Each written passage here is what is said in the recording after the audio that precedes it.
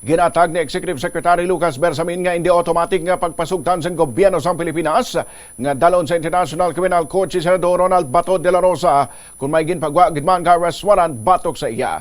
Giniiso ni Bersamin ang mga pahayag matapos sa pamangkuton may kang tanan sa statement ni Ombudsman Jesus Crispin Remulla nga may ginpagwa ng ICC nga arrest warrant batok sa senador nga may kailabtanan sa war on drugs ang nakaligad nga administrasyon ni Presidente Rodrigo Duterte.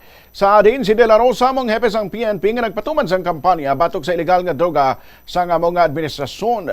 Sunod kay Bersamin, posible nga may ginpagwa nga arrest warrant ng International Tribunal batok sa senador apang kinahanglan pa ini nga ipasa pagi sa International Criminal Police Organization o kon Interpol. Dugang pa ni Bersamin hindi na pareho sang unang nga proseso ang matabo kangay sa pag-aresto kay anay Presidente Duterte bangod may bago nga pagsulundan ang Korte Suprema parte sa extradition.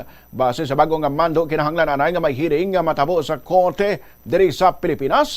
Antes pa man madala sa iban nga pungsod ay sa katawong subject sang extradition.